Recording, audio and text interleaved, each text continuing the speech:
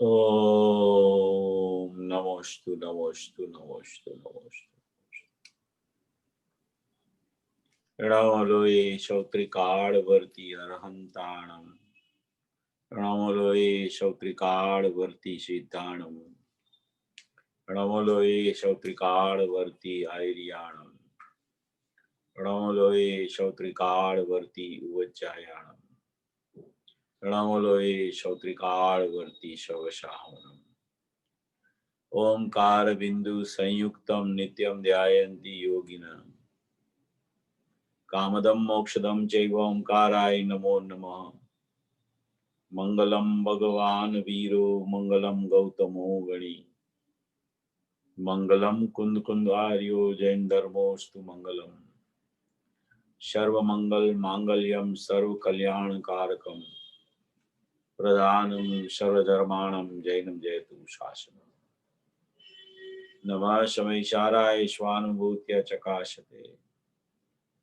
चिस्वभावाय भावाय सर्वभावांतरच्छिदे। एगो में शाश्वतो पागदान दर्शन लखण। शेषा में बाहिरा भावा शवे संयोग लखणा। मारो सुशाश्वत एक दर्शन ज्ञान लक्षण जीव छे। बाकी बधा संयोग लक्षण भाव बुझती बाह्य छे। હું એક શુદ્ધ સદા રૂપી જ્ઞાન દર્શનમય ખરે. કઈ અન્ય તે મારું જરી પરમાણુ માત્ર નથી અરે. જે જાણતો અરહંતને ગુણ દ્રવ્યને પર્યયપણે. તે જીવ જાણે આત્મને તસુ મોહ પામે લઈ ખરે. નથી અપ્રમત કે પ્રમત નથી જે એક જ્ઞાયક ભાવ છે. એ રીત શુદ્ધ કથાય ને જે જ્ઞાત તે તો તે જ છે. જેમ નેત્ર તેમજ જ્ઞાન નથી કારક નથી વેદ કરે. જાણે જ કર્મોદય નિર્જરા બંધ તેમજ મોક્ષ ને. ધ્રુવ અચલ ને અનુપમ ગતિ પામેલ સર્વે સિદ્ધ ને. વંદી કહું સુત કેવડી કથિત આ સમય પ્રાપ્ત. તું સ્થાપ નિજને મોક્ષ પંથે. ધ્યા અનુભવ દેહને. તેમાં જ નિત્ય વિહાર કર. नहीं विहर पर द्रव्यो विषय। ओम श्री नमः शिदेव्य नमः शिदेव्य नमः शिदेव्य। योगींद्र देव द्वारा रचा हुआ ये परमात्म प्रकाश नामक ग्रंथ है। उसकी पहले अधिकार की 68 नंबर की गाथा पर अपनी चर्चा अपना स्वाध्याय चल रहा है। पिछली बार अपन ने वो 45 नंबर का प्रवचन समाप्त किया था। अभी ये और भी इसमें 2 प्रवचन है। 46 नंबर का प्रवचन और 47 नंबर का प्रवचन। तो ये गाथा भी बहुत अच्छी है। गाथा तो शॉर्ट में लिखी गई है, मगर गुरुदेव का जो स्पष्टीकरण है वो बहुत अभूतपूर्व स्पष्टीकरण है। और दृष्टि का विषय का कोई भी स्पष्टीकरण मुझे गुरुदेव श्री के हाथ में गाथा आती है तो एकदम वो खिल उठते हैं उसके बारे में। तो ये पूरी दृष्टि का विषय की गाथा है। इस गाथा में पूरा दृष्टि का विषय बताया गया है। ये गाथा के बारे में अपनी बहुत चर्चा हो गई है, बहुत प्रवचन भी अपना, बहुत स्वाध्याय भी हो गया, चर्चा बहुत हो गई है। और इसमें मूल रूप से एक ध्रुव तत्व, निष्क्रिय तत्व, जिसका लक्षण परम परिणामिक भाव है, वो बताना है। मुख्य बात इसमें ये बतानी है। तो ये जो पहले आचार्य भगवान ने जो गाथा का अर्थ किया है उसी में ही लिख दिया है कि ये ध्रुव तत्व में उत्पादव्यय नहीं है, बंध मोक्ष नहीं है। बंध का कारण और मोक्ष का कारण मोक्ष मार्ग भी सचमुच इसमें नहीं है। तो ये पूरी गाथा में अकेला ध्रुव चैतन्य तत्व बताना है। और बहुत सी बातें तो गुरुदेव ने इसमें स्पष्टीकरण के रूप में बहुत सी बातें कर दी है। और इसमें दूसरा प्रकरण अनुभूति का भी आया है। तो अनुभूति की चर्चा भी अपनी ये प्रवचन में बहुत हो गई, 45 नंबर के प्रवचन में। तो अभी ये 46 नंबर का प्रवचन अपन चालू करते हैं। इसमें जो विषय आने वाला है वो मूल गाथा से थोड़ा अपन पढ़ ले तो अपने ख्याल में रहे कि कौन से विषय के ऊपर अपनी चर्चा चल रही है। मूल गाथा है, नवी उपजय नवी मरई, બંધોણ મોખું કરઈ, જીવ પર મથે જોયા, जिनवर એવું भणे। तो ना तो जीव उत्पन्न होता है, ना तो मरता है, और परमार्थ से बंध और मोक्ष को वो जीव करता नहीं है। क्योंकि बंध और मोक्ष जहां पे है वो जीव के परिणाम है, और जहां बंध और मोक्ष नहीं है वो वास्तव में जीव है। इसलिए जीव को निश्चय कहा जाता है और बंध मोक्ष के परिणाम को व्यवहार कहा जाता है। जीव निश्चय और बंध मोक्ष के परिणाम को व्यवहार कहा जाता है। तो जो व्यवहार होता है वो निश्चय में नहीं होता, क्योंकि जो निश्चय होता है वो आदरणीय होता है, वो उपादेय होता है, वो आश्रयभूत तत्व होता है। इसलिए उसमें व्यवहार का सर्वथा अभाव होता है। तो व्यवहार का सर्वथा अभाव माने कोई भी पर्याय होवे, कोई भी उत्पाद व्यय होवे, बंध होवे या मोक्ष होवे, शुभाशुभ भाव होवे या शुद्ध भाव की पर्याय होवे, कोई भी पर्याय जिसको व्यवहार कहा, जिसको व्यवहार जीव भी कहा जाता है, ऐसा व्यवहार जीव निश्चय जीव में नहीं है। तो यहाँ मूल गाथा में यही बात बतानी है। और उसके लिए जो अपना विषय चल रहा है कि हे योगी, परमार्थ से यह आत्मा न तो उत्पन्न होता है और न मरता है, और यह बंध और मोक्ष भी नहीं करता है, ऐसा जिनेंद्र देव कहते हैं। हे योगीश्वर, निश्चय नहीं की अपेक्षा विचार किया जाए तो यह जीव न तो उत्पन्न होता है न मरता है, और न बंध मोक्ष को करता है, अर्थात शुद्ध निश्चय नहीं से बंध मोक्ष से रहित है, ऐसा जिनेंद्र देव कहते हैं। ये एक बात है। दूसरा पैराग्राफ है कि यद्यपि यह आत्मा शुद्धात्मा अनुभूति का अभाव होने पर, तो ये अनुभूति का प्रकरण आया। पहले शुद्ध जीव बताया, त्रिकाली द्रव्य बताया कि जिसमें कोई अनुभूति की भी पर्याय नहीं है, या तो कोई रागादि भाव वाली बंधरूप पर्याय भी नहीं है, मोक्ष मार्ग की भी पर्याय नहीं है, और मोक्ष की पर्याय भी नहीं है। ऐसा कह के पहले निश्चय जीव, शुद्ध जीव, त्रिकाली द्रव्य, उपादेयभूत तत्व, आश्रयभूत तत्व बताया। अभी दूसरी बात कर रहे हैं कि यद्यपि यह आत्मा शुद्धात्म अनुभूति का अभाव होने पर, अभी यहाँ अनुभूति की चर्चा ले रहे हैं। पहले जीव की चर्चा आई, अभी अनुभूति की चर्चा। यह आत्मा शुद्धात्म अनुभूति का अभाव होने पर शुभ अशुभ उपयोगों से परिणमन करके जीवन मरण, शुभ अशुभ रूप कर्म बंध को करता है, और शुद्ध आत्मा अनुभूति के प्रकट होने पर सदुपयोग से परिणत होकर मोक्ष को करता है।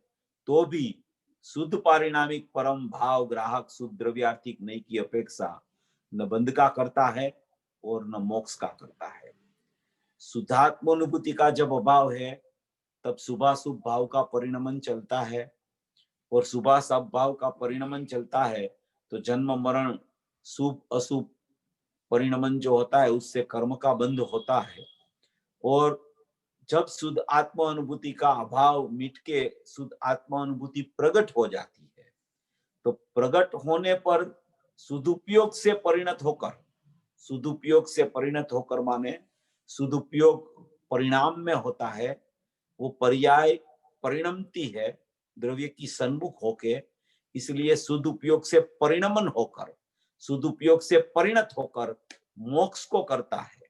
मोक्ष को कौन करता है? कि मोक्ष की पर्याय ही मोक्ष की पर्याय की करता है। त्रिकाली द्रव्य बिल्कुल करता नहीं है, वो प्रथम से ही अकर्ता है, अनंत काल तक अकर्ता ही रहता है। तो सदुपयोग से परिणत होकर मोक्ष को करता है, तो भी शुद्ध पारिणामिक परम भाव ग्राहक शुद्ध द्रव्यार्थिक नहीं की अपेक्षा न बंध का करता है और न मोक्ष का करता है। शुद्धात्म अनुभूति की बात करें तो भी त्रिकाली द्रव्य को इतना सुरक्षित रखते हैं आचार्य भगवान कि वो तो कभी बंध का और मोक्ष का करता होता नहीं है। परिणाम में सदुपयोग रूपी मोक्ष मार्ग होवे कि परिपूर्ण सदुपयोग रूपी मोक्ष प्रकट हो जाए, तो उसका कर्तापना भी पर्याय का कर्ता पर्याय है, और वो पर्याय भी सचमुच में जीव में त्रिकाली द्रव्य में नहीं है। इसलिए जो उसमें नहीं है उसका वो कर्ता भोक्ता कभी नहीं हो सकता, इसलिए वो परिणाम का कर्ता भोक्ता त्रिकाली द्रव्य नहीं है। परिणाम का कर्ता और परिणाम का भोक्ता भी स्वयं परिणाम है, क्योंकि परिणाम में परिणाम रहते हैं, जीव में परिणाम नहीं रहते हैं। इसलिए जो जीव में रहता हो तो उसको कर्ता कहा जाए उस परिणाम का, मगर जीव में परिणाम ही नहीं है, वो तो निष्क्रिय तत्व है, वो क्रिया बिना का तत्व है। क्रिया सब पर्याय में चलती है, चाहे बंध की क्रिया हो चाहे मोक्ष की क्रिया हो। शुद्ध पारिणामिक परम भाव लक्षण वाला त्रिकाली द्रव्य वो कभी बंध मोक्ष को करता नहीं है, क्योंकि उसमें क्रिया नहीं है, परिणमन नहीं है, वो निष्क्रिय शुद्ध परमात्मा है। इसलिए उसमें बंध या मोक्ष न होने से वो बंध का और मोक्ष का कर्ता भी नहीं होता। बंध मोक्ष का कर्ता भी सचमुच बंध मोक्ष का परिणाम ही होता है। ऐसा कह के फिर से यहाँ त्रिकाली द्रव्य को ये पैराग्राफ में भी शुद्ध पारिणामिक परम भाव ग्राहक शुद्ध द्रव्यार्थिक नहीं की अपेक्षा न बंध का करता है और न मोक्ष का करता है। सभी जगह ये गाथा में बंध मोक्ष का कर्ता कौन है इसकी बात चले तो त्रिकाली द्रव्य नियम से अकर्ता रहता है, ज्ञाता रहता है, वो कभी कर्ता कोई परिणाम का बनता नहीं है, ये सिद्ध करते हैं यहाँ पे। अभी जो पैराग्राफ आ रहा है उस पर अपने को चर्चा गुरुदेव का प्रवचन में से लेनी है। ये तीसरा पैराग्राफ आ रहा है अभी। ऐसा कथन सुनकर, कथन सुनने वाला कौन है? शिष्य। तो शिष्य ऐसा कथन सुनकर शिष्य ने प्रश्न किया कि हे प्रभु, शुद्ध द्रव्यार्थिक स्वरूप शुद्ध निश्चय नहीं की अपेक्षा मोक्ष का भी करता नहीं है। आप कहते हो कि शुद्ध द्रव्यार्थिक नहीं की अपेक्षा, शुद्ध द्रव्यार्थिक स्वरूप शुद्ध निश्चय नहीं की अपेक्षा से, माने कि त्रिकाली द्रव्य की अपेक्षा से अपन देखे तो वो मोक्ष का भी करता नहीं है। तो फिर ऐसा समझना चाहिए कि शुद्ध नहीं की अपेक्षा मोक्ष ही नहीं है। त्रिकाली द्रव्य की अपेक्षा से देखे तो मोक्ष है ही नहीं, मोक्ष है ही नहीं, क्योंकि त्रिकाली द्रव्य मोक्ष का करता नहीं है, उसमें मोक्ष का परिणाम नहीं है, तो फिर मोक्ष ही नहीं है। ऐसा हो गया तो फिर शुद्ध नहीं की अपेक्षा मोक्ष ही नहीं है। जब मोक्ष नहीं है तब मोक्ष के लिए यत्न करना तो वृथा है। अगर मोक्ष है ही नहीं तो फिर मोक्ष के लिए पुरुषार्थ क्यों करना? मोक्ष के लिए उपदेश भी सुनने की क्या जरूरत है कि ऐसा परिणाम करो, ऐसा परिणाम होना चाहिए, मोक्ष मार्ग प्रकट होना चाहिए, मोक्ष मार्ग है वो मोक्ष का कारण है, तब मोक्ष होता है, मोक्ष मार्ग पहले होता है फिर मोक्ष होता है। अभी मोक्ष का करता ही नहीं त्रिकाली द्रव्य और उसमें मोक्ष ही नहीं है, तो फिर मोक्ष करने की जरूरत ही क्या है? मोक्ष करने की जरूरत ही नहीं है फिर तो, ऐसा प्रश्न उठाता है शिष्य। उसका उत्तर कहते हैं कि मोक्ष बंध पूर्वक होता है और वह बंध शुद्ध निश्चय नहीं की अपेक्षा होता ही नहीं। मोक्ष कैसे होता है? बंध का अभाव पूर्वक मोक्ष होता है। अभी बंध भी शुद्ध निश्चय नहीं से त्रिकाली द्रव्य में बंध ही नहीं होता, वो बंध का भी करता नहीं, इसलिए बंध का अभाव पूर्वक जो मोक्ष होता है वो भी सचमुच उसमें नहीं, और उसका भी वो करता नहीं। इस कारण बंध के अभाव रूप मोक्ष भी शुद्ध निश्चय नहीं की अपेक्षा नहीं है।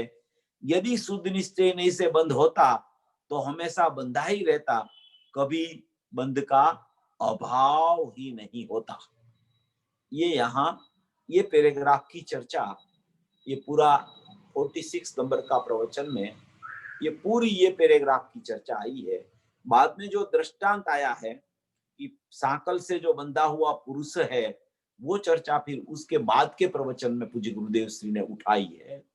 यहाँ जो ये पैराग्राफ की चर्चा पूज्य गुरुदेव श्री उठा रहे हैं, उसमें त्रिकाली द्रव्य को ही सिद्ध करेंगे। क्यों त्रिकाली द्रव्य को सिद्ध करेंगे? क्योंकि त्रिकाली द्रव्य में बंध मोक्ष है ही नहीं, बंध मोक्ष है ही नहीं, इसलिए बंध मोक्ष का पुरुषार्थ नहीं करना है जीव को। पुरुषार्थ मोक्ष का नहीं करना है, पुरुषार्थ त्रिकाली द्रव्य का करना है। त्रिकाली द्रव्य को समझना है, वस्तु मात्र को समझना है, एक स्वरूप भगवान आत्मा को समझना है, अपना चैतन्य स्वरूप त्रिकाली निष्क्रिय परमात्मा है, उसको समझने का पुरुषार्थ करना है कि वो कैसा है, उसका स्वरूप कैसा है, उसमें क्या भरा पड़ा है, वो कैसे वो पर्याय को स्पर्श नहीं करता, कैसे वो पर्याय रूप नहीं होता, कैसे वो बंध या मोक्ष को नहीं करता, ऐसा जीव कैसा है, ऐसा जीव कौन है, ऐसी मेरी अस्थि कैसी है, ऐसी मेरी विद्यमानता कैसी है, ऐसी मेरी भूतार्थता कैसी है, ऐसा मेरा ज्ञायक स्वभाव कैसा है, ऐसा मेरा परम परिणामिक भाव लक्षण वाला चैतन्य देव कैसा है, जाज्वल्यमान देव कैसा है। अभी इसमें पूज्य गुरुदेव श्री ने ये प्रवचन में इतनी गाथाओं का रेफरेंस दिया है, इतनी गाथाओं का रेफरेंस दिया है, समझ लो कि दृष्टि के विषय की बहुत सी गाथाएं और जिसमें द्रव्य पर्याय की भिन्नता बताई हो, ऐसी सब गाथा का रेफरेंस पूज्य गुरुदेव श्री ने यहाँ ये प्रवचन में लिया। जैसे जयसेन आचार्य भगवान की 320 गाथा का रेफरेंस लिया कि वो अकारक और है, वो रेफरेंस लिया। मोक्ष मार्ग मोक्ष का करता है, उसमें भी आया है, और मोक्ष का कारण भी मोक्ष मार्ग है, उसमें आया है 320 गाथा जैसे आचार्य में। फिर 38वीं गाथा नियम सार की, कि वो नियम सार की 38वीं गाथा में सातों तत्वों का समूह पर द्रव्य है ऐसा कहा है, और त्रिकाली द्रव्य है वो शुद्ध तत्व है ऐसा कहा है, उसका भी रेफरेंस लिया है। उसके बाद में अव्यक्त का जो 6 बोल है, उसमें 5वें बोल का रेफरेंस पूज्य गुरुदेव श्री ने व्यक्त और अव्यक्त भेड़ा मिश्रित रूप से प्रतिभाषित होने पर भी वो व्यक्तपना को अव्यक्त स्वभाव स्पर्शता नहीं है, वो रेफरेंस भी यहाँ द्रव्य पर्याय की भिन्नता के लिए पूज्य गुरुदेव श्री ने दिया है। अलिंग ग्रहण का 19वां बोल है, जिसमें त्रिकाली द्रव्य में अर्थाव बोध विशेष पर्याय जो है वो नहीं है, ऐसा स्पष्टीकरण जो अलिंग ग्रहण का 20 बोल प्रवचन सार की 172 गाथा, जिसमें 18, 19 और 20 बोल में पूज्य गुरुदेव श्री ने वहां से आचार्य भगवान ने जो प्रवचन सार में कहा है उसमें से स्पष्टीकरण किया कि गुणभेद भी नहीं है, 18वें बोल में कहा, 19वें बोल में ऐसा कहा कि पर्याय है ही नहीं, उसमें पर्याय भेद भी नहीं है, और 20वें बोल में पर्याय की व्यवस्था बताकर पर्याय ऐसे कहती है कि मैं ही द्रव्य हूं, वो चर्चा जो वहां आई है उसमें 19वां बोल का रेफरेंस पूज्य गुरुदेव श्री ने पर्याय द्रव्य में नहीं है, वो रेफरेंस यहाँ ये प्रकरण के अनुसार लिया है। बाद में प्रवचन सार की 200 गाथा का रेफरेंस भी लिया पूज्य गुरुदेव श्री ने कि ज्ञायक तो ज्ञायक ही है, वो ज्ञायक तो ज्ञायक ही है, ऐसा जो 200 गाथा में जो आया है उसकी चर्चा भी पूज्य गुरुदेव श्री ने यहाँ ली। और एक 47 नई की चर्चा है, वो भी पूज्य गुरुदेव श्री ने यहाँ लिया कि अगर मोक्ष की पर्याय और त्रिकाली द्रव्य, उसको अभेद से आप देखो, अभेद से देखो, परिणामी से आप उसको देखो, तो वो अशुद्ध नहीं हो जाती है, अशुद्ध नहीं, वो शुद्ध नहीं रहती, वो अशुद्ध नहीं हो जाती है। इसलिए भी परिणाम का कर्ता त्रिकाली द्रव्य नहीं है, और परिणाम परिणाम में है और द्रव्य द्रव्य में है। ऐसी स्पष्टता पूज्य गुरुदेव श्री ने बहुत गाथाओं के माध्यम से यहाँ मूल में जो ये पैराग्राफ दिया हुआ है कि मोक्ष को करता ही नहीं है, तो फिर मोक्ष की जरूरत ही क्या है? तो कि भाई बंध है, बंध का भी करता नहीं है, और बंध के अभाव पूर्वक मोक्ष होता है, इसलिए मोक्ष का भी करता नहीं है। बंध और मोक्ष है वो परिणाम में रहते हैं, और त्रिकाली द्रव्य निष्क्रिय शुद्ध पारिणामिक भाव रहता है। ऐसी पूरी ये पैराग्राफ का मर्म पूज्य गुरुदेव श्री ने ये बहुत सी गाथाओं का आधार देके पूज्य गुरुदेव श्री ने यहाँ पे स्पष्टीकरण किया है। अपन एक एक बिंदु लेके उसको थोड़ा स्पष्ट करने का प्रयास करेंगे। ये बात तो सब ये जितनी जितनी गाथा का रेफरेंस है, बहुत से लोगों को ये प्रकरण मालूम भी होता है, सबको इतना इतना गुरुदेव को सुनते हैं, और ये गाथा भी अपनी बहुत चल गई है, इसलिए वो भी मालूम है कि भाई त्रिकाली द्रव्य जो है उसमें पर्याय नहीं होती, उसमें वर्तमान उत्पाद नहीं होता, उत्पाद व्यय नहीं होता।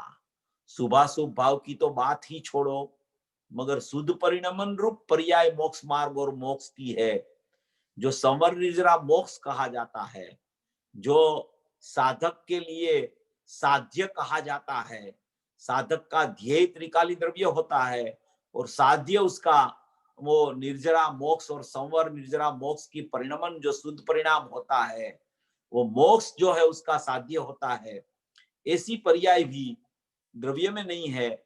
ये बहुत से लोगों को ये चीज मालूम होती है, मगर यहाँ जो पूज्य गुरुदेव श्री ने स्पष्टीकरण किया है, वो बार बार पूज्य गुरुदेव श्री ये बात को दृढ़ कराते हैं कि तुझे कहीं ऐसा पर्याय का पक्ष न हो जाए, पर्याय का लक्ष्य न हो जाए, और पर्याय को जानने के लिए भी तेरा उपयोग उधर न चला जाए। इसलिए वो पर्याय को हेय रूप से भी मत देखना, उपादेय रूप से तो देखना ही मत, पर्याय को उपादेय रूप से तो देखना ही मत, हेय रूप से भी पर्याय को मत देखना, और ज्ञेय रूप से भी पर्याय को मत देखना। जब तक पर्याय को देखता रहेगा, पर्याय का ही तुझे प्रीति चलती रहेगी, पर्याय की ही, तब तक तेरी पर्याय में शुद्धात्मा विद्यमान नहीं होगा, तुझे शुद्धात्मा की प्रीति नहीं चलेगी। इसलिए यहाँ ये पूरी द्रव्य पर्याय की भिन्नता का प्रकरण बताया है। कोई भी चर्चा आवे तो उसमें त्रिकाली द्रव्य तो नियम से केंद्र बिंदु पर रहता है, उसकी तो ये तो महत्वपूर्ण बात है। ऐसा स्पष्टीकरण तो पूज्य गुरुदेव श्री ने 45 साल में बहुत किया है, और ये गाथा ही पूरी दृष्टि के विषय की है, इसलिए दृष्टि का विषय बताना है। दृष्टि के विषय की गाथा माने मेरी गाथा है, मेरे स्वभाव की गाथा है, मेरी चैतन्य अस्तित्व की गाथा है, मेरे ज्ञायक भाव की गाथा है, मेरा स्वभाव की परिपूर्ण तत्व की गाथा है।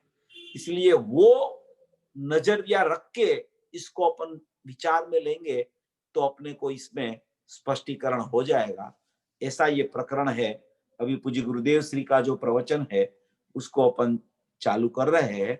46 नंबर का प्रवचन है, परमात्मा प्रकाश भाग 2 है। 46 नंबर का प्रवचन पूज्य गुरुदेव श्री का ये 76 साल का प्रवचन है, जुलाई महीने का 28 डेट का 204 नंबर का पेज पर यह प्रवचन है। परमात्मा प्रकाश भाग 2 अक्षरस प्रवचन। उसमें अभी ये अपन देखो, इसमें जो मूल बिंदु आएगा उसको अपन चर्चा करते हैं, बाकी उसको थोड़ा पढ़ लेते हैं, क्योंकि ये बहुत सी चर्चा अपनी बहुत हो गई है। इतना स्पष्टीकरण ये गाथा का बहुत पहले हो गया है, इसलिए अपन फिर भी मूल चर्चा आएगी उसमें अपन चर्चा लेंगे, बाद में उसमें आगे बढ़ेंगे। देखो यहाँ लिखा है, पहला ही शब्द है अनुभूति।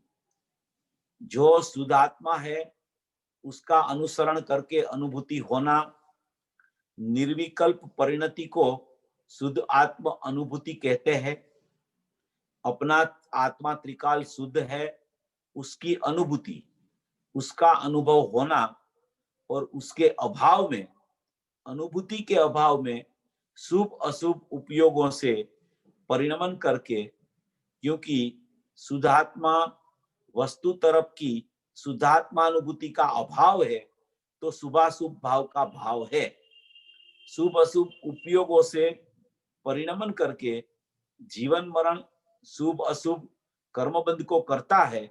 जन्मना और मरना वह शुभाशुभ उपयोग के कारण से कर्मबंध होता है, उससे वह जीवन मरण होता है।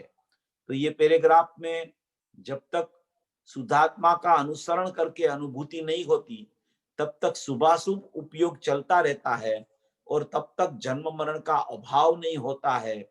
जन्म मरण का अभाव माने संसार का जन्म मरण जो चल रहा है उसका अभाव की बात है यहाँ, कि शुभाशुभ भाव रूप जब तक परिणमता है तब तक कर्मबंध होता है, और कर्मबंध होता है तो उसके निमित्त से फिर अपनी पर्याय में यहाँ शुभाशुभ भाव वर्तेगा, और मनुष्य देव तिर्यंच नारक गति का परिणमन भी शुभाशुभ भाव के कारण होगा।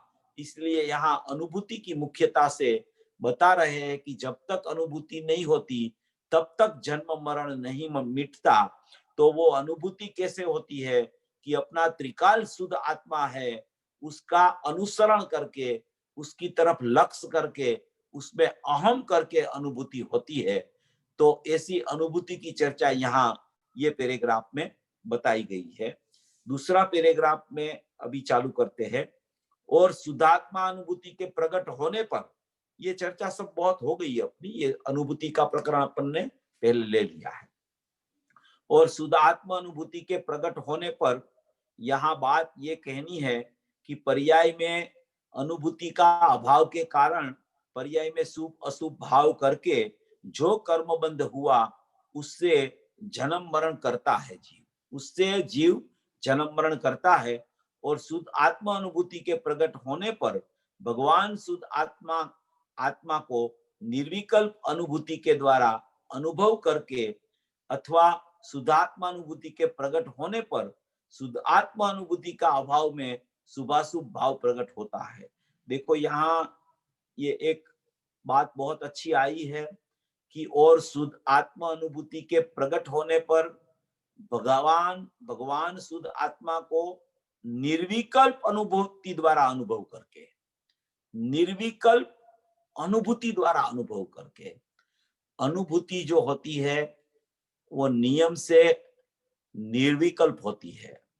निर्विकल्प माने उस टाइम अनुभूति के काल में कोई विकल्प नहीं रहता, और निर्विकल्प पर्याय जब प्रकट होती है तब ही शुद्धात्मा का लक्ष्य होता है, और वो लक्ष्य जब होता है तब ही निर्विकल्प पर्याय का उत्पाद होता है। तो आत्मा के लक्ष्य से आत्मा का अहम करके जब निर्विकल्प दशा प्रकट होती है, ऐसी दशा को निर्विकल्प परिणति बोली जाती है, निर्विकल्प अनुभूति बोली जाती है। वो अनुभूति ज्ञान की पर्याय है, प्रतीति श्रद्धा की पर्याय है, और लीनता चारित्र की पर्याय है। अनंत गुणों की, अनंत पर्यायों की एक परिणति बन के ये निर्विकल्प अनुभूति होती है। वो शुद्धात्मा का लक्ष्य करके शुद्धात्मा अनुभूति के प्रकट होने पर शुद्धात्मा अनुभूति में, शुद्धात्मा अनुभूति का अभाव में शुभाशुभ भाव होता है, और शुद्धात्मा अनुभूति होती है तब निर्विकल्प परिणति में शुभाशुभ भाव नहीं होता, क्योंकि पूर्व पर्याय में जो शुभाशुभ भाव था वो वर्तमान पर्याय में जब नहीं होता है तब शुद्धात्मा का लक्ष्य करके निर्विकल्प परिणति का जन्म होता है।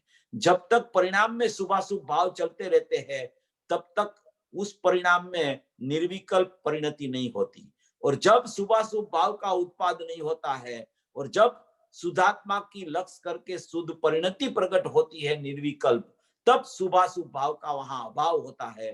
तो वो समय की पर्याय निर्विकल्प परिणति की होती है, वो समय की पर्याय में बंध नहीं होता है, अबंध स्वरूप परिणति होती है वो। और शुभाशुभ भाव जब तक चलता रहता है तब तक बंध होता है, और निर्विकल्प परिणति होती है तब वहां अबंध जो भगवान आत्मा है उसके लक्ष्य से जो निर्विकल्प परिणति हुई उसमें कोई बंध नहीं होता, क्योंकि अबंध का लक्ष्य किया इसलिए परिणति भी अबंध हो गई। और शुभाशुभ भाव में जो बंध चलता था वो ये पर्याय में नहीं है, इसलिए वहां निर्विकल्प अनुभूति वाली पर्याय उसको बोली जाती है।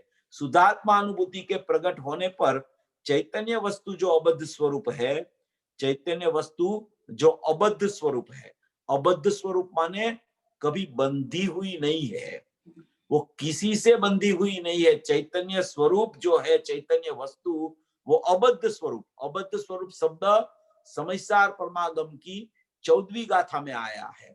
अबद्ध, अबद्ध, स्पष्ट, अनन्य, नियत, अविशेष, असंयुक्त, ऐसे 5 भाव स्वरूप भगवान आत्मा, उसकी अनुभूति, ऐसा यहाँ वहां ऐसा वाक्य आया है। ऐसे 5 भाव स्वरूप भगवान आत्मा, अबद्ध, स्पष्ट, अनन्य, नियत, अविशेष, असंयुक्त, ऐसा 5 भाव स्वरूप एक भगवान आत्मा, उसका लक्ष्य करके जब अनुभूति होवे उसको निर्विकल्पता बोला जाती है, क्योंकि वो अबद्ध स्वरूप भगवान आत्मा है। भगवान में बंध नहीं हुआ, इसलिए बंध नहीं हुआ उसमें, इसलिए उसमें मोक्ष नहीं होता, इसलिए वो अबद्ध स्वरूप कहो, अबंध स्वरूप कहो, नियत स्वरूप कहो, अनन्य माने कि अनंत गुणों का पिंड कहो, उसको विशेष नहीं है, अविशेष कहो, असंयुक्त कहो, जो भी कहो, कोई भी गति आदि की पर्याय उसमें नहीं है, इसलिए उसको अनन्य कहा गया। अन्य अन्य गति में नहीं रहता इसलिए अनन्य कहा गया। नियत माने एक रूप रहता है, अविशेष माने गुणभेद नहीं है, असंयुक्त माने राग से संयुक्त नहीं है। ऐसा 5 भाव स्वरूप एक भगवान आत्मा, ऐसा अबद्ध स्वरूप भगवान आत्मा है, वो परमार्थ से स्वयं अबद्ध स्वरूप है। कैसा है वो? परमार्थ से वो स्वयं अबद्ध स्वरूप है, अपने में अपने से अबद्ध स्वरूप है, उसको किसी ने बनाया नहीं है। उसका स्वभाव, उसकी सत्ता, उसकी मौजूदगी, उसकी हयाती, वो निर्लेप रूप से अबद्ध रूप रही गई है।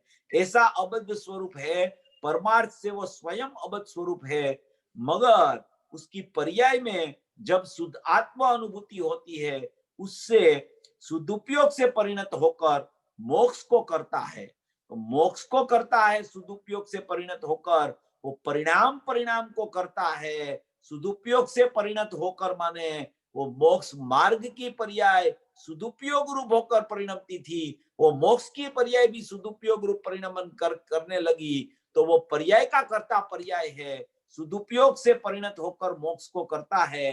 पर्याय में शुद्धात्मा अनुभूति की परिणति से पर्याय में मोक्ष को करता है। अनुभूति अनुभूति से होती है, अनुभूति का कर्ता शुद्धात्मा नहीं है, त्रिकाली द्रव्य नहीं है, शुद्ध स्वरूप जो है त्रिकाली, वो शुद्ध पर्याय को भी नहीं करता, तो अशुद्ध पर्याय की तो चर्चा बहुत दूर है। शुद्ध त्रिकाली द्रव्य शुद्ध परिणाम का कर्ता नहीं है, क्योंकि एक समय के लिए भी वो परिणाम का कर्ता बन जाए तो अकर्तापना छूट जाए, और एक समय के लिए भी परिणाम का शुद्ध परिणाम का कर्ता बने तो पूर्व पर्याय में जो शुभाशुभ भाव था वो बंध मार्ग था, वो अशुद्ध भाव था, उसका भी कर्ता वो हो जाए। अगर उसका कर्ता हो जाए तो प्रति समय वो कर्ता उसका ही बना रहे तो मोक्ष की पर्याय ही प्रकट न होवे, इसलिए वो मोक्ष की पर्याय का भी कर्ता नहीं है, शुद्ध स्वभाव शुद्ध परिणाम का भी कर्ता नहीं है, परिणाम का कर्ता परिणाम है। परिणाम को कोई करने वाला जगत में नहीं है, परिणाम स्वयं सिद्ध सत, उसकी तत्समय की योग्यता से उसका परिणाम का कर्ता परिणाम ही रहता है, कोई परिणाम को करने वाला होता नहीं। अपन ने अभी 2 दिन पहले भी लिया था कि परिणाम का निमित्त भी परिणाम है, परिणाम का निमित्त भी परिणाम है, परिणाम का निमित्त भी और कोई चीज नहीं है कि परिणाम का निमित्त तो कर्म का उदय की अनुदय है, परिणाम का निमित्त तो त्रिकाली द्रव्य है, तो कि परिणाम में ही परिणाम का निमित्त है और परिणाम में ही परिणाम का उपादान है। कोई परिणाम सचमुच में कोई परिणाम का बाहर में कोई निमित्त नहीं होता। उसका अर्थ यह है कि परिणाम का निमित्त परिणाम है, तो अशुद्ध परिणाम होवे तो मोह राग द्वेष हुआ, उसका निमित्त उसका अज्ञान भाव परिणाम है। और वहां सम्यक दर्शन और वितरागता की परिणाम की प्रगटता हुई तो उसका भी परिणाम का निमित्त परिणाम का ज्ञान भाव है। तो ज्ञान भाव वो भी परिणाम में है और वितरागता और सम्यकता भी परिणाम में है। अज्ञान भाव वो भी परिणाम में है और उसका मोह राग द्वेष भी परिणाम में है। तो परिणाम का निमित्त भी परिणाम में है, परिणाम का कर्तापना भी परिणाम में है, परिणाम का उपादान क्षणिक का भी परिणाम में है। परिणाम को कोई अपेक्षा लागू नहीं पड़ती, इतना परिणाम निरपेक्ष है, कोई निमित्त की सापेक्षता नहीं है। ऐसे परिणाम को जब जीव देख लेता है ना, तो परिणाम पर से दृष्टि छूट जाती है और त्रिकाली द्रव्य पर दृष्टि चली जाती है। ऐसा स्वभाव है परिणाम का। इसलिए परिणाम को कोई त्रिकाली द्रव्य नहीं करता है, क्योंकि उनको अगर कर ले त्रिकाली द्रव्य तो उनका स्वभाव में खलेल आ जाए, परिणाम का स्वभाव में। क्योंकि परिणाम का कर्ता परिणाम है तो उसको त्रिकाली द्रव्य क्यों करे?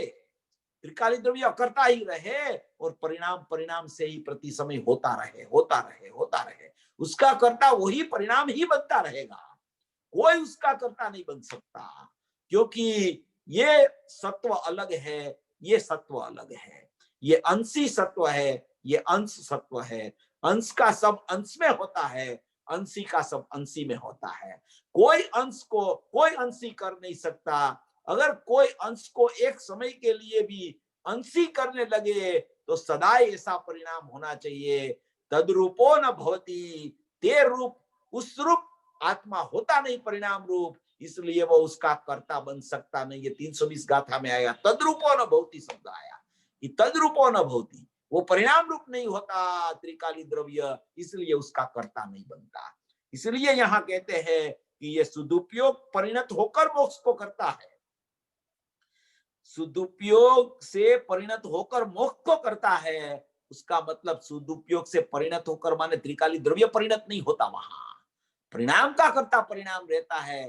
परिणत माने पर्याय का परिणमन, स्वयं परिणमन, स्वयं सटकारक रूप परिणमन, स्वयं उसका कर्ता कर्म करण संप्रदान अपादान अधिकरण का परिणमन, वो सतरूप परिणाम अपने में अपने से होता है। उसका बिल्कुल कोई कर्ता, सचमुच में परिणाम का कर्ता परिणाम के अलावा कोई नहीं होता, ऐसा यहाँ कहना चाहते हैं। उससे सदुपयोग से परिणत होकर मोक्ष को करता है। पर्याय में शुद्धात्मानुभूति की परिणति से पर्याय में मोक्ष करते हैं। देखो, पर्याय में शुद्ध आत्मा अनुभूति की परिणति से पर्याय में मोक्ष को करते हैं। उसका मतलब यह है कि पर्याय का कर्ता पर्याय है, पर्याय की परिणति से पर्याय में मोक्ष होता है, त्रिकाली द्रव्य करता रहता है। देखो, भाषा भी गुरुदेव की कैसी आती है, जिसको अंदर में भाव चलता हो और भाव प्रकट हो गया हो ना, उसकी भाषा में परिणाम का कर्ता परिणाम ही आ जाए। वो त्रिकाली द्रव्य को कोई किसी का स्पर्श ही न करने देवे, वो एकदम सुरक्षित रखे, उसको एकदम अकर्ता स्वभाव ही रखे। अगर एक समय के लिए भी कोई परिणाम का उसको स्पर्श हो गया, समझ लो, तो परिणाम का नाश से त्रिकाली द्रव्य का नाश हो जाए। एक समय भी ऐसा नहीं होता। और त्रिकाली द्रव्य कभी कर्ता बनने जाए परिणाम का, तो सदाई कर्तापना ही रहे, तो किसके आश्रय से अनुभूति होवे। इसलिए परिणाम का कर्ता परिणाम है, त्रिकाली द्रव्य नियम से अकर्ता रहता है, अपरिणामी रहता है, शुद्ध रहता है, भूतार्थ रहता है, वो अव्यक्त रहता है, वो कभी किसी को स्पर्श कर सकता नहीं है। ऐसा भगवान आत्मा है, अस्पर्शी भगवान आत्मा है, किसी को स्पर्श नहीं करता। ऐसा फिर कहते हैं पर्याय में शुद्धात्मानुभूति की परिणति से पर्याय में मोक्ष को करता है। समझ में आया? हा, सूक्ष्म बात है। गुरुदेव क्या कहते हैं? सूक्ष्म बात है। ये बातें ये बहुत सूक्ष्म आई है ये गाथा में। ये गाथा ही ऐसी सूक्ष्म है कि इसमें कोई पर्याय को एकदम अलग रखा है और द्रव्य को एकदम अलग रखा है, अकर्ता स्वभाव को अलग रखा है, कर्ता का परिणमन वाला परिणमन स्वभाव को अलग रखा है, और परिणामी को अलग, परिणमन को अलग रखा है। ऐसा ही चर्चा यहाँ आई है। इसलिए गुरुदेव बार बार कहते हैं कि झीणी बात छे, सूक्ष्म बात है, उपयोग को बराबर समझना, उपयोग को सूक्ष्म करके समझने का पुरुषार्थ करना, ऐसा बार बार ये गाथाओं में पूज्य गुरुदेव श्री का वचन निकलता है। ऐसा होने पर भी शुद्धात्म अनुभूति के अभाव में शुभाशुभ भाव करके पर्याय में जन्म मरण होता है, और शुद्ध आत्म अनुभूति के प्रकट करने से भगवान पूर्णानंद स्वरूप तरफ की निर्विकल्प वितरागी परिणति प्रकट करके मोक्ष को करता है। वो दोनों बात पर्याय में होती है। समझ में आया? दोनों बात पर्याय में होती है।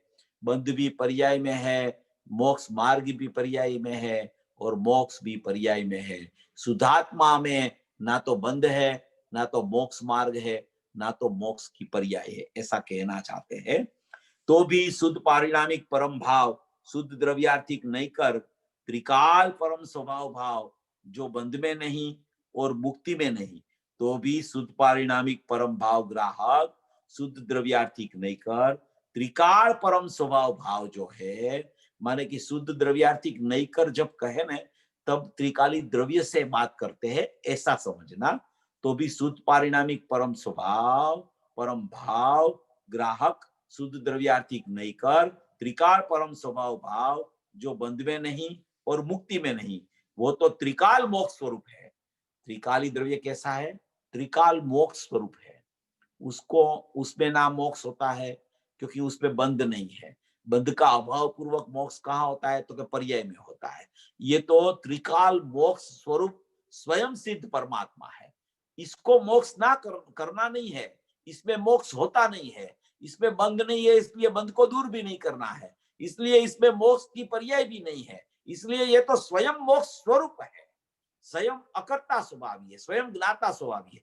जहां बंध होता है वहां मोक्ष मार्ग और मोक्ष होता है, जहां बंध ही नहीं होता वहां मोक्ष मार्ग और मोक्ष कैसे होगा? इसलिए ये शुद्ध पारिणामिक भाव जो परम भाव है, वो शुद्ध द्रव्यार्थिक नहीं कर ना बंध का और मोक्ष का करता है, ना तो उसमें बंध है, ना तो उसमें मोक्ष है। वो त्रिकाली मोक्ष स्वरूप ही है, शक्ति रूप मोक्ष ही आत्मा है। वो पर्याय में बंध और मुक्ति है, वो त्रिकाली मुक्त स्वभाव में नहीं है। क्या कहते हैं कि शक्ति रूप मोक्ष स्वरूप आत्मा है। देखो, ये शक्ति रूप मोक्ष स्वरूप कहते हैं ना, तो शक्ति रूप मोक्ष माने कि वो त्रिकाल मोक्ष स्वरूप ही है भगवान आत्मा। जहां मोक्ष होता है, जहां मोक्ष मार्ग होता है, वो व्यक्तता की बात है, वो माने कि व्यक्त परिणाम की बात है। मगर ये शक्ति रूप मोक्ष है, माने कि ये मोक्ष स्वरूप ही है, अकर्ता स्वभावी भगवान आत्मा। ऐसा मैं त्रिकाल हूं, ऐसा जब उसको पता चलता है कि मैं मोक्ष स्वरूप ही हूं, मैं शक्ति रूप मोक्ष तो मेरे में विद्यमान है, तो फिर मेरे को मोक्ष करने का पुरुषार्थ क्यों करना? मैं मोक्ष स्वरूप हूं, उसको ही देखूं ने। शक्ति रूप मोक्ष है, उस पर ही नजर डाल दूं मैं, तो मुझे मोक्ष स्वरूप ही दिख जाएगा। तो मुझे मोक्ष करने की आकांक्षा और कर्ता बुद्धि ही छूट जाएगी कि मैं मोक्ष को करूं। ये बंद होता है, मैं मोक्ष को करूं, मैं मोक्ष मार्ग को करूं, मैं मोक्ष को करूं। ऐसी भावना होवे कि मेरे को मोक्ष प्रकट नहीं होता, मेरे को मोक्ष मार्ग प्रकट नहीं होता, वो अलग चीज है। और उसकी कर्ता बुद्धि से उसको करने के लिए पुरुषार्थ करना, वो अलग चीज है। सब बात में ऐसा नहीं है कि कोई ऐसा भाव ना करे कि मुझे मोक्ष प्रकट हो जाए, तो उसमें कोई गलत बात नहीं है उसकी। ऐसा तो सबको रहता है, जो बंद मार्ग रूप पर्याय चलती है, तो उसको ऐसा विचार आता रहता है कि ये बंद मार्ग कब छूटे, कब मैं मुक्ति में चला जाऊं, कब मेरी मुक्ति प्रकट होवे। मगर उसके लिए पुरुषार्थ क्या करना कि मोक्ष स्वरूप भगवान आत्मा है, जो शक्ति रूप मोक्ष भगवान आत्मा में है। ऐसा शक्ति रूप मोक्ष स्वरूपी भगवान आत्मा पर नजर करना, उसकी दृष्टि करना, और समझ पूरी करके जो जीव उसकी दृष्टि करने के लिए पुरुषार्थ करता है, उसको नियम से उसकी दृष्टि हो जाती है, और मोक्ष स्वरूप ही भगवान आत्मा उसको दिख जाता है। इसलिए फिर वो पर्याय की उपाधियों से दूर रहता है, पर्यायों से उदासीन रहता है।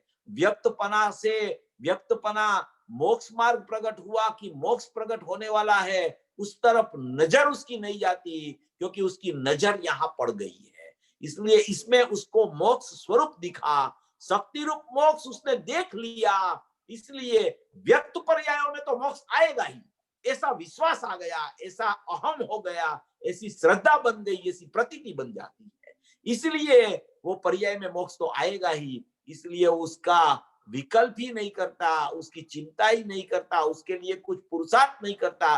पुरुषार्थ यहाँ चलने लगता है जब कि मोक्ष स्वरूप भगवान आत्मा है और शक्ति रूप मोक्ष विद्यमान है, ऐसा पता चल जाता है, तो नजर यहाँ बंध गई, तो वो नजर यहाँ से छूटती नहीं। नजर एक बार नजरबंदी हो गई इधर, तो वो नजरबंदी नजर बंद गई त्रिकाली द्रव्य से, वो नजर निकलती ही नहीं। वो निकलती नहीं तो स्वयं मोक्ष मार्ग और मोक्ष का परिणमन होगा होगा और होगा ही, ऐसा उसको प्रतीति आ जाती है। ऐसा यहाँ कहना चाहते हैं कि पर्याय में बंध और मुक्ति है और त्रिकाली मुक्त स्वभाव में बंध और मुक्ति है ही नहीं। यहाँ तो ये भी कहा है कि शुभ उपयोग से तो शुभ बंध होता है, उससे तो जन्म मरण होता है, भले स्वर्ग आदि मिले।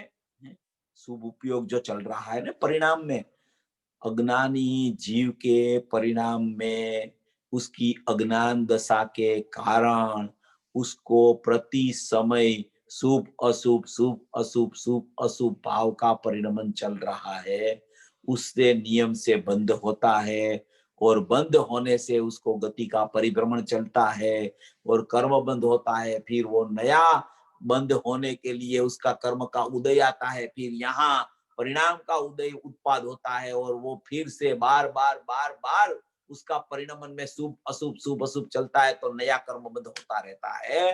तो शुभ उपयोग से शुभ बंद होता है, उससे जन्म मरण होता है। भले स्वर्ग आदि मिल जाए, स्वर्ग आदि भी मिल जाए, स्वर्ग जाए, ऐसे स्वर्ग में जाए हैं, मगर स्वर्ग में भी सुख थोड़ी है, वो तो दुखी होने के लिए स्वर्ग में जाता है।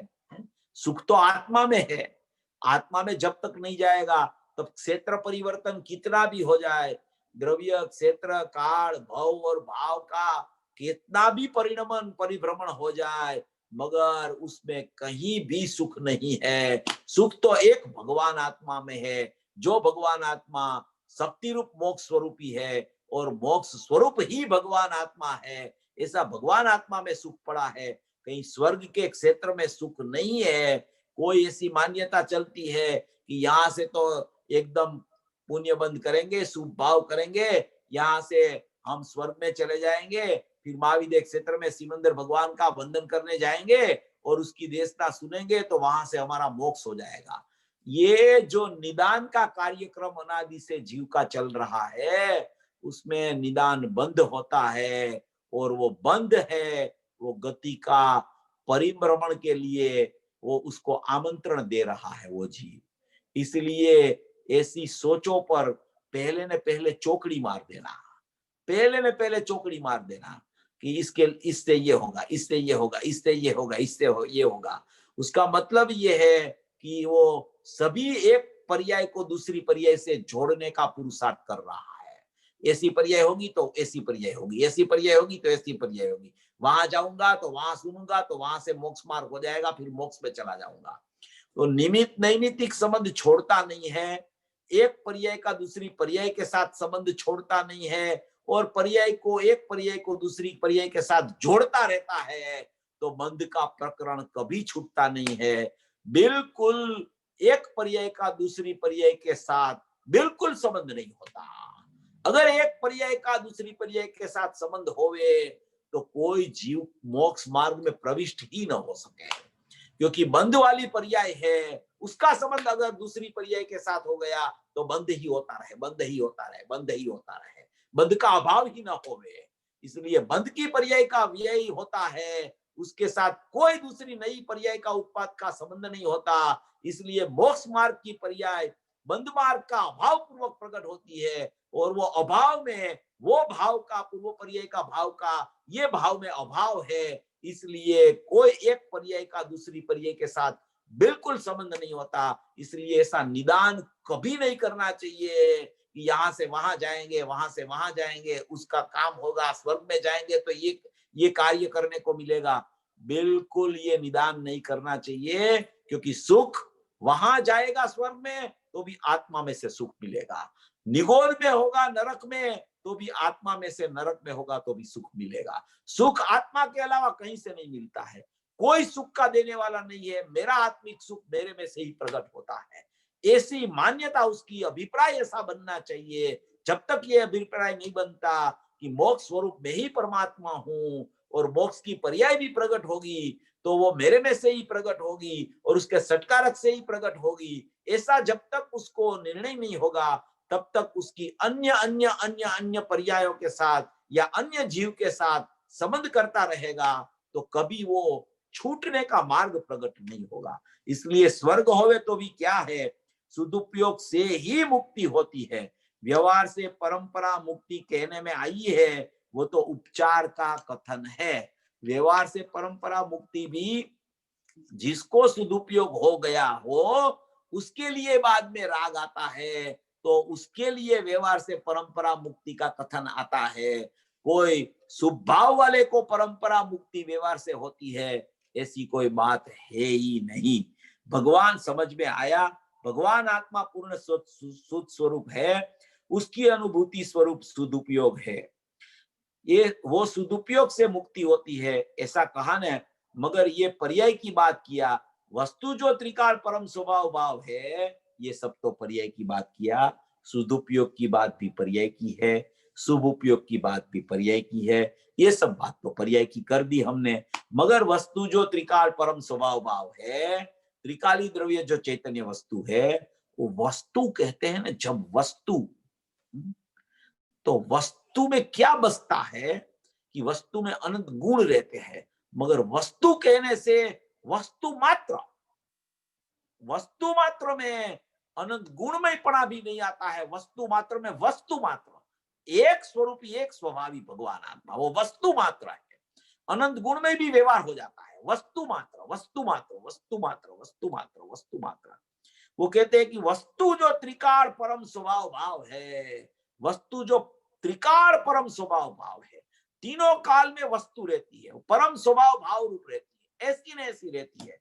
वस्तु जो त्रिकाल परम स्वभाव भाव है, शुद्ध द्रव्यार्थिक नहीं कर, शुद्ध द्रव्य जो नहीं का प्रयोजन है, शुद्ध द्रव्य जो नहीं का प्रयोजन है उसको शुद्ध द्रव्यार्थिक नहीं कर ऐसा बोला जाता है।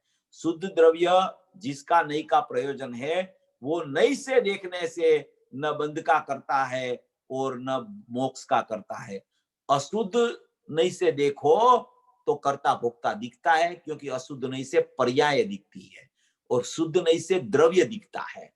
इसलिए शुद्ध नई निश्चय नहीं कर देखो, शुद्ध द्रव्यार्थिक नहीं कर देखो, तो शुद्ध द्रव्यार्थिक नहीं का प्रयोजन क्या होता है कि शुद्ध द्रव्यार्थिक नहीं ही इसे कहते हैं कि जो द्रव्य को देखती है।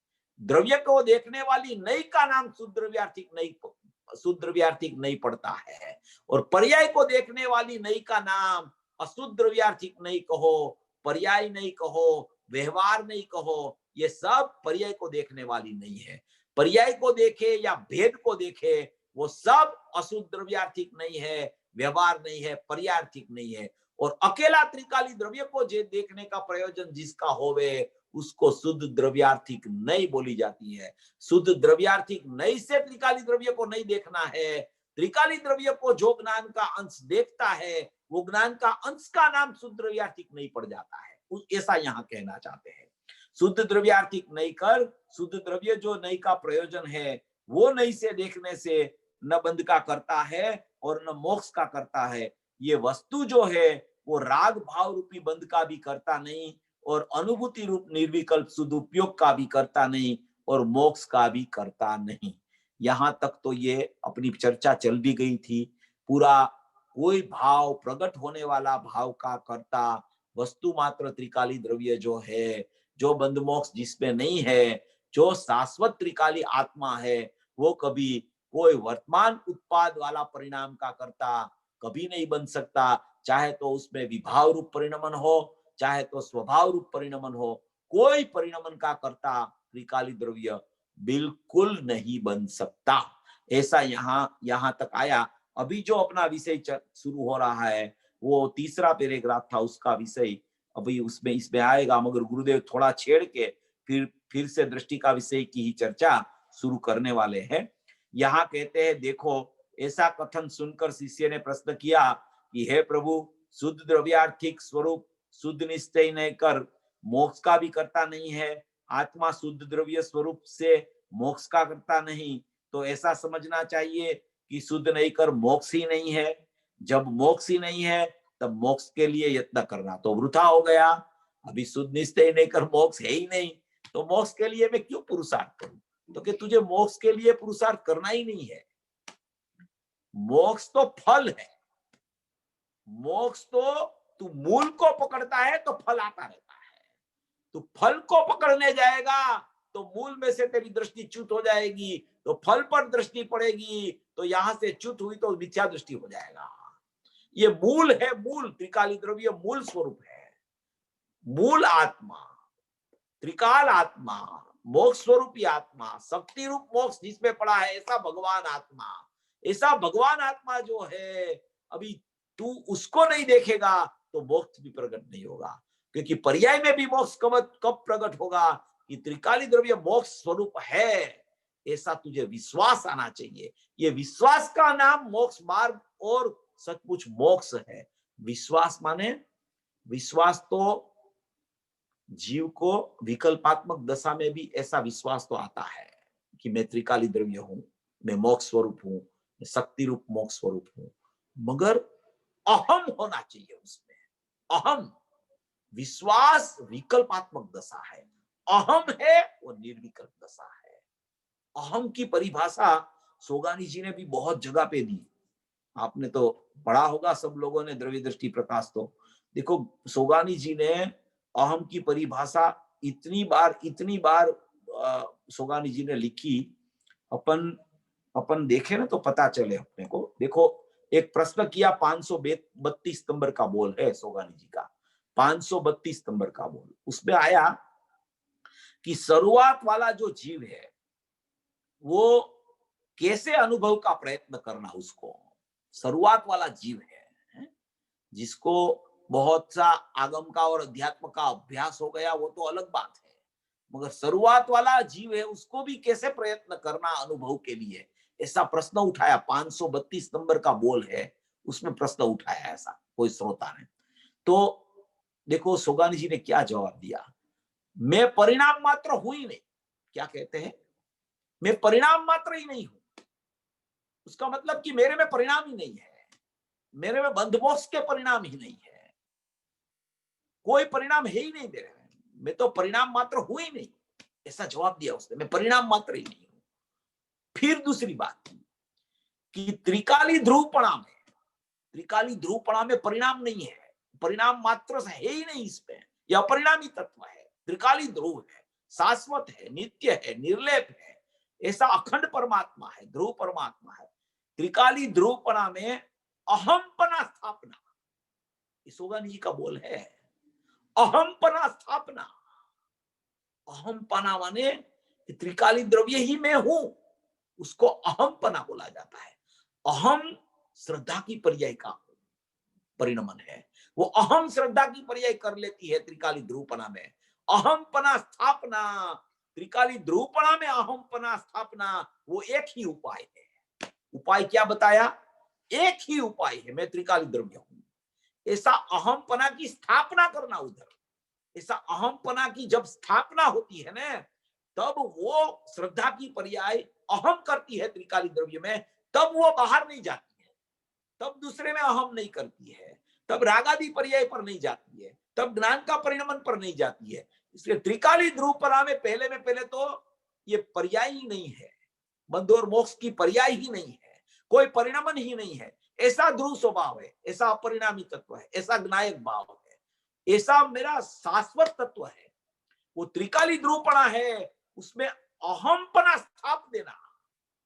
अहमपना स्थाप देना माने अपन कहते हैं ना कि वही मैं हूं, तो वही मैं हूं, उसका मतलब ही है कि श्रद्धा की पर्याय ने यहां अहम कर दिया कि वही मैं हूं। ये श्रद्धा की पर्याय कहती है कि यही मैं हूं, ये श्रद्धा की पर्याय ऐसा कहती है कि यही मैं हूं, उसमें पर्याय दृष्टि नहीं होती, द्रव्य दृष्टि होती है उसमें। पर्याय बोलने में पर्याय दृष्टि नहीं होती, ये सोगानी जी ने बोला है। अभी दूसरा बोल है, देखो दूसरा, एक ही मास्टर की है, 533 नंबर का बोल। एक ही मास्टर की है, सब बातों को, सब शास्त्रों का एक ही सार है, एक ही सार है, और कोई सार नहीं है, बाकी सब असार है, बाकी सब अपरम अपरम भाव है। एक परम भाव है, त्रिकाली द्रव्य परम भाव है, एक ही सार है, सब बात का सार एक ही है। क्या कहते हैं? त्रिकाली स्वभाव में, त्रिकाली स्वभाव में अहमपना जोड़ देना, अहमपना स्थाप देना, अहमपना जोड़ देना, वो एक ही मास्टर की है, एक ही सार है। ये सब बोल सोगानी जी के हैं।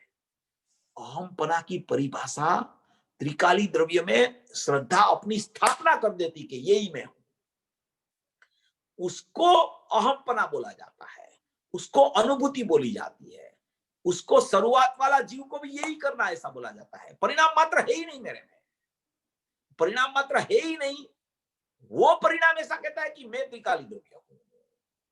ऐसा अहम, अहम माने अहम, मैं ही हूं, ये मैं ही हूं, अहम, एक मैं ही हूं, अहम, ऐसा कहना चाहते हैं ये। त्रिकाली ध्रुवपना में अहम की स्थापना कर देना, त्रिकाली स्वभाव में अहमपना जोड़ देना, ऐसा ऐसे बहुत बोल है सोगानी जी के हैं। सोगानी जी ने बात तो द्रव्य दृष्टि की सब द्रव्य दृष्टि की बात की है सोगानी जी ने, बात द्रव्य की करे, मगर द्रव्य दृष्टि हमेशा कैसे बन जावे उसकी चर्चा ये सब बोल में आई है। सब बोल में त्रिकाली ध्रुव की चर्चा में अहमपना कैसे हो जाए, अहमपना किसमें करना, जो परिणाम है ही नहीं उसमें, त्रिकाली द्रव्य में, अपरिणामी में, ऐसा अपरिणामी में अहम करना। अहम करना माने श्रद्धा की पर्याय का सूर ऐसा उठ जाए कि मैं यही हूं, उसका नाम अहमपना है। ऐसा अहमपना करना, ऐसा अहमपना होना, वही सचमुच में अनुभूति है, वही सचमुच, उसको ही पता चलता है। ऐसा अहमपना होता है, उसको ही पता चलता है कि बंध मोक्ष की पर्याय मेरे में नहीं है, बंध मोक्ष की पर्याय का मैं करता नहीं हूं। अहमपना वाले को पता चलता है।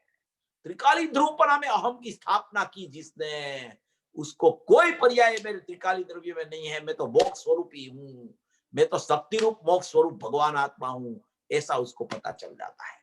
ऐसा यहां कहना चाहते हैं।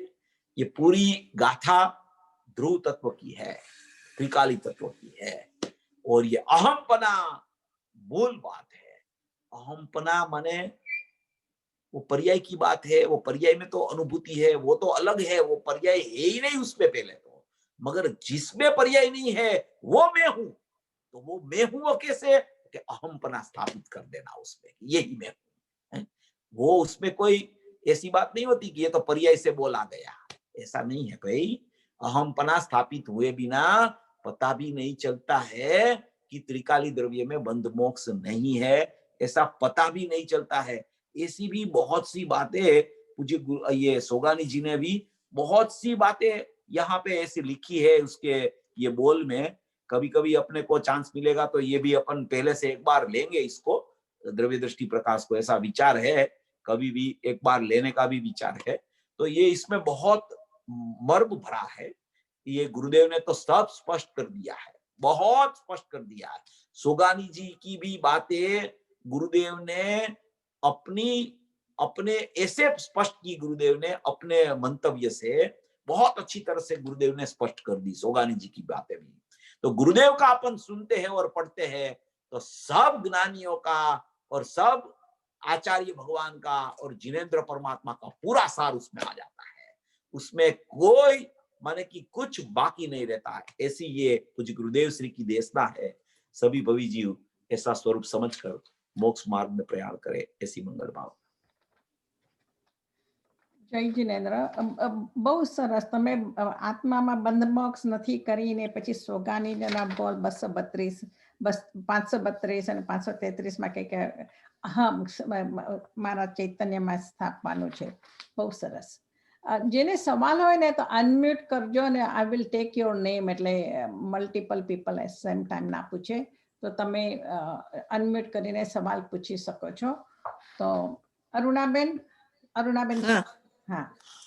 ચેતનભાઈ, જય જીનેન્દ્ર, તમે આખો સબ્જેક્ટ પૂરો કરી નાખ્યો આજે એવું લાગે, કારણ કે લાસ્ટ પ્રવચનમાં લાસ્ટ ટ્યુઝડે આપે એમ કહેલું કે ત્રિકાળી દ્રવ્યની દ્રષ્ટિ શું કામ કરવાની, મારે જાણવું છે હું કોણ છું અને એનું જ્ઞાન કરવા. અને આજે તમે કારણ આપ્યું કે શુભ અશુભ ભાવ ચાલ્યા કરે છે, તો એ ભાવનો અંત જ નથી લાવતો. એ અંત લાવવા માટે એ ત્યાં દ્રષ્ટિ કરવાની. હવે મારો ક્વેશ્ચન એમ છે કે જે સમ્યક દર્શન વખતે પર્યાયમાં શક્તિઓનું અંશે પરિણમન થાય અને કેવળ જ્ઞાનમાં શક્તિઓનું પૂર્ણ રીતે પરિણમન થાય, તો અહીંયા પણ એમ જ લેવાનું કે પરિણામમાં એનું એટલું સામર્થ્ય છે, પોતાની યોગ્યતા એ થાય છે.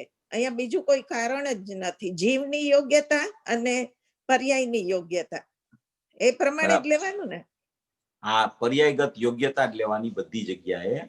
કોઈ બી પરિણામની ચર્ચા કોઈ પણ જગ્યાએ કાંઈ પણ આવે તો પરિણામની યોગ્યતાથી જ પરિણામ થાય છે. પણ એટલું ખરું પરિણામની યોગ્યતાથી જ પરિણામ થાય છે, એમાં 100% વાત એમ જ છે.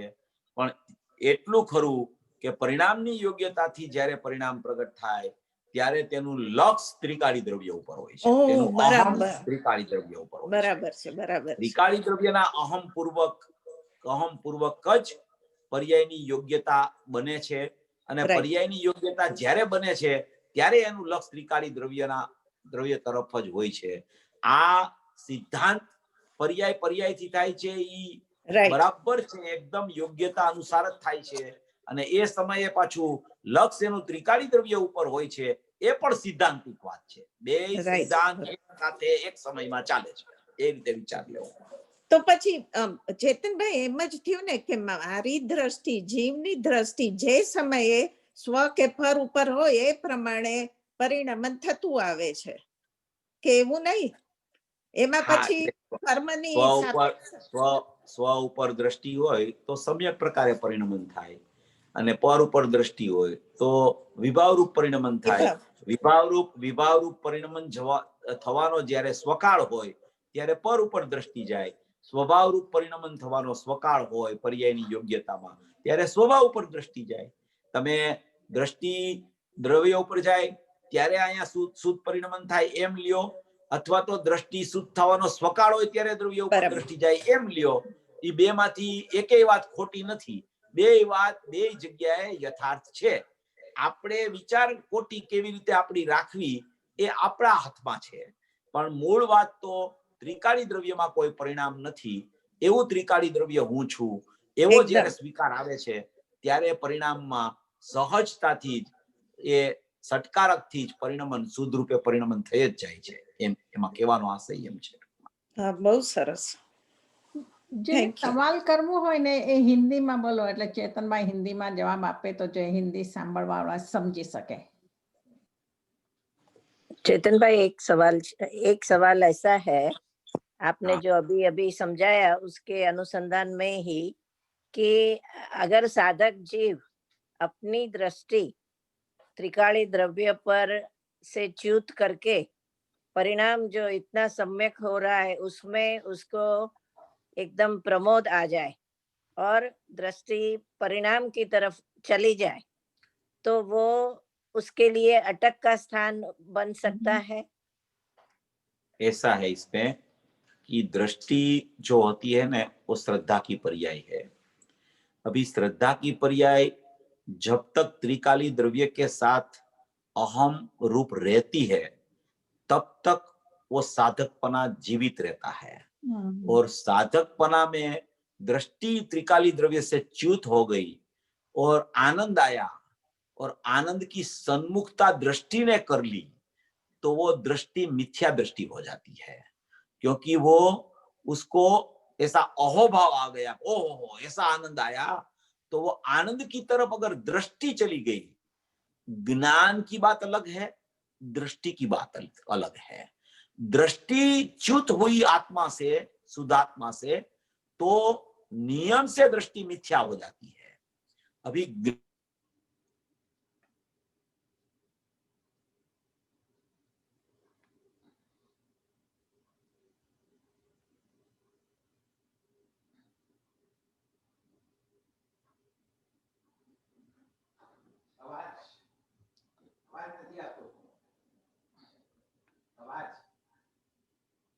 અવાજ નથી આવતો.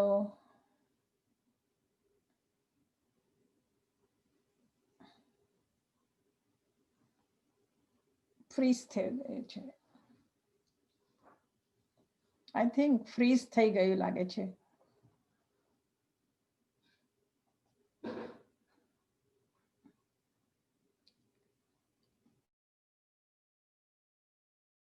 હેલો, મારો અવાજ આવે છે?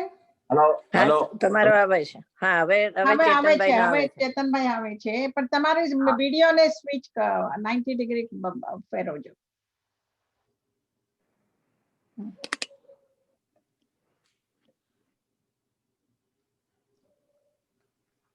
હવે બરાબર છે. तो उसका च्युत हो गई आत्मा से और प्रतीति आनंद की तरफ भी चली गई, अहमपना छूट जाता है। अहमपना छूटता है तो वो मिथ्या दृष्टि हो, उसका ज्ञान में जानना होता है और दृष्टि आत्मा और ज्ञान का उपयोग है, वो ज्ञान का उपयोग द्रव्य और पर्याय है। वो आनंद को भी जान लेता है, आनंद आया ऐसा स्वपर प्रकाशक निश्चयपना वहां प्रकट होता है। स्व प्रकाशक पूर्वक स्वपर प्रकाशक निश्चय प्रकट होता है। तो ज्ञान में जानना होता है, उसमें कोई दोष नहीं है, मगर दृष्टि वहां से छूट के अगर चली गई वहां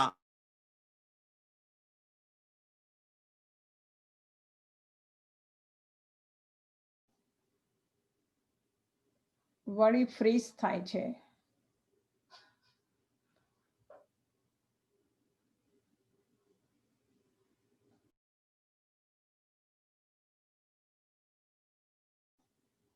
હેલો, હા તમારો અવાજ આવે છે. ઓકે. ચેતનભાઈ નો આમ ઓન તો છે પણ અવાજ નથી આવતો. એમને સંભળાતું હશે કે નહીં ખબર નથી. એ હવે નીકળે, ફરીથી આવશે મને લાગે છે. નીકળી ગયા અને ફરીથી આવશે.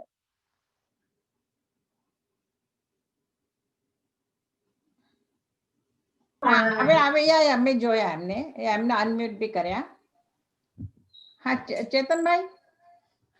हाँ हाँ बोलो बोलो। હા તમારો, હા ફરીથી ડ્રોપ થઈ ગયેલા તમે, એટલે અવાજ બંધ થઈ ગયેલો. તમારે 90 ડિગ્રી કરવો પડશે વિડીયો. હા બરાબર છે. આઈ થિંક તમે સવાલનો જવાબ આવી ગયો લાગે છે તમારો. હજી પૂરો થયેલો ને તમે બોલતા હતા ને ડિસકન્ટિન્યુ થઈ ગયેલો. हाँ ये जवाब पूरो थी गयो। હવે કોઈને હોય તો પૂછે। અચ્છા, બીજા કોઈને સવાલ હોય તો પૂછજો, નહીં તો પછી અહીંયા પૂરું કરી દઈશું. એક જ આના અનુસંધાનમાં એક જ વાત પૂછવી છે કે સાધક જીવને આવું થાય ત્યારે એનો પુરુષાર્થનો એને ખ્યાલ આવી જાય પોતાને, અને પાછો પુરુષાર્થ કરીને પાછો દ્રવ્ય દ્રષ્ટિ કરી લે, એવું બને? हाँ हाँ, साधक जीव को ये वो च्युत हो जाता है ना, तो उसको ख्याल आ जाता है कि अभी ये मेरा आनंद चला गया, क्योंकि वो मोरछाप आनंद की होती है। वो आनंद चला जाता है और आनंद की जगह उसको दुख उत्पन्न हो जाता है। तो वो उसको पता चल जाता है कि मेरी परिणति ने मेरे स्वभाव को छोड़ दिया है, क्योंकि अनादि काल से नहीं आने वाला आनंद उसको अनुभूति के काल में आता है। वो आनंद जब चला जाता है तो उसको पता चलता है कि मेरी दृष्टि बाहर चली गई।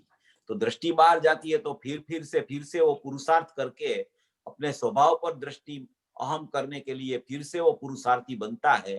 और एक बार जिसने घर देख लिया होता है वो तुरंत फिर से अनुभूति भी कर सकता है। उसको रास्ता मिल जाता है, तुरंत पता चल जाता है कि पूर्व पर्यायों में मैं इसी तरह अंदर गया था, तो मेरा घर तो सलामत है और मेरे घर में मुझे यहाँ से ही जाना है। तो तुरंत फिर वो श्रद्धा का अहम त्रिकाली द्रव्य में करके फिर उसको अनुभूति का प्रकरण फिर चालू हो जाता है। ऐसा બહુ સરસ. સુધાબેન, સુધાબેન મહેતા. ચેતનભાઈ, મને તમારો સ્ટુપિડ લાગશે ક્વેશ્ચન, પણ કાલે એક કોન્ફરન્સમાં ગઈ હતી તો ક્વેશ્ચન હતો, તો મેં કહ્યું કે ત્રિકાળી દ્રવ્ય ઉપર જ ત્રિકાળી દ્રવ્ય જ કરે, પર્યાય કાંઈ ના કરે, પર્યાય સ્વયંભૂ છે, અને પ્રમાણના દ્રવ્યમાં કરીએ તો જુદી વાત છે. સો ધે સે ઓ બે દ્રવ્ય છે, So I couldn't explain, and then I shut it off. I said, I don't want to discuss this because I'm not learned people who can explain. So જરાક એવું કોઈક વાર થાય તો तो नियम से द्रव्य के दो प्रकार नई चक्र में आए हैं। देवसेन आचार्य का एक नई चक्र है, उसमें दो प्रकार आए हैं और उसने स्पष्ट किया है कि दो प्रकार के द्रव्य है, एक प्रमाण का द्रव्य है, एक निश्चय का द्रव्य है। Okay. द्रव्य पर्याय स्वरूप वस्तु है वो प्रमाण का द्रव्य है और अकेला शुद्धात्मा है वो निश्चय का द्रव्य है। Okay. तो प्रमाण का द्रव्य में से जो निश्चय का द्रव्य निकालता है वही सचमुच में अनुभूति कर सकता है। प्रमाण का द्रव्य में खड़ा रहता है उसको अनुभूति नहीं होती। तो किसी ने प्रश्न किया कि भाई प्रमाण का द्रव्य में तो द्रव्य पर्याय दो आता है, उसका विषय तो ज्यादा हो गया और निश्चय का विषय में तो अकेला त्रिकाली द्रव्य आता है, तो क्यों अनुभूति नहीं होती प्रमाण का द्रव्य में? तब वहां जवाब दिया कि प्रमाण का द्रव्य में उसको व्यवहार का निषेध करने की शक्ति प्रमाण का द्रव्य में नहीं है। वो निश्चय और व्यवहार दोनों को खड़ा रखता है और निश्चय का द्रव्य में व्यवहार का निषेध करने की शक्ति होने से निश्चय का द्रव्य ही आदरणीय और उपादेय है और प्रमाण का द्रव्य है वो जानने योग्य है, आदर करने योग्य नहीं है। जान के पर्याय का निषेध करके द्रव्य का आदर करके जो जीव परिणमन करता है उसको ही मोक्ष मार्ग प्रकट होता है। इसलिए प्रमाण कभी वो पर्याय का निषेध नहीं कर सकता है, इसलिए वो पूज्य नहीं है। और निश्चय है वो पर्याय का निषेध करता है, इसलिए वो पूज्य है। ऐसे प्रमाण का द्रव्य है वो भी एक द्रव्य है और निश्चय का द्रव्य है वो भी एक द्रव्य है। ऐसे दो द्रव्य की चर्चा देवसेन आचार्य ने नई चक्र में की है, ऐसा बात आती है। नई चक्र में कोने કર્યું છે? देवसेन आचार्य का नई चक्र है। बरोबर। हाँ, वो माँ इल धवल का था, वो देवसेन आचार्य ने भी लिखा है। उसका ये आधार भी मैं आपको दे दूंगा कि कौन सी गाथा में कहाँ है, आपको दे दूंगा मैं वो। Thank you very much. પણ એ તો અપેક્ષાથી બે દ્રવ્ય કીધા છે ને ત્યાં, પ્રમાણનો દ્રવ્ય, પણ આમ દ્રવ્ય તો એક જ છે। ऐसे तो द्रव्य कोई दो नहीं होता, ऐसे तो त्रिकाली द्रव्य एक ही होता है। मगर अनुभूति प्रकरण आवे तब वो एक द्रव्य के दो भेद करके एक प्रमाण का द्रव्य और प्रमाण का द्रव्य में ही एक निश्चय का द्रव्य है, ऐसा करके चर्चा वहां उठाई है। क्योंकि द्रव्य तो जीव द्रव्य तो एक ही होता है, मगर जीव द्रव्य में दो द्रव्य नहीं हो जाते कि भाई 6 द्रव्य के 7 द्रव्य नहीं हो जाते। ऐसे धर्मदास सुलभ ने लिखा कि सप्तम द्रव्य है, तो वो 6 द्रव्यों का निषेध करके 6 द्रव्य स्वरूप वो अव्यक्त के बोल में आया तो वहां सप्तम द्रव्य बताया। तो सप्तम द्रव्य माने 7 द्रव्य थोड़ी हो जाता है, ऐसा नहीं है। मगर जो जीव द्रव्य और जीव तत्व, जीव द्रव्य वो प्रमाण का द्रव्य, जीव तत्व वो त्रिकाली, तो ऐसा करके वो जीव द्रव्य और जीव तत्व को अलग बताने के लिए दो द्रव्य की व्याख्या वहां की गई है। ऐसा बहुत सरस। हाँ, जो एम न होत तो અત્યારે જ બધું શુદ્ધ જ હોત। हाँ, तो फिर कोई प्रश्न ही नहीं खड़ा होता। हाँ, प्रश्न ही नहीं आता। हाँ, ऐसा। आई थिंक आपनो सवाल હવે નથી તો આપણે જીનવાણી લઈ શકીએ છીએ। अहो उपकार जिनवरनो कुंदनो ध्वनि दिव्यनो जीन कुंद ध्वनि आप्या अहो आ गुरु काननो जीन कुंद ध्वनि आप्या अहो आ गुरु राजनो जावाणी के ज्ञान से सूझे लोकालोक सोवाणी मस्तकन मुँह सदा द्वैत हुंडो। नववार नमस्कार मंत्र। मंगलमय जिनवाणी मातनो जय हो, जय हो। परम कृपाळु अनंत अनंत अनंत उपकारी श्री सद्गुरुदेव जय हो, जय हो। जय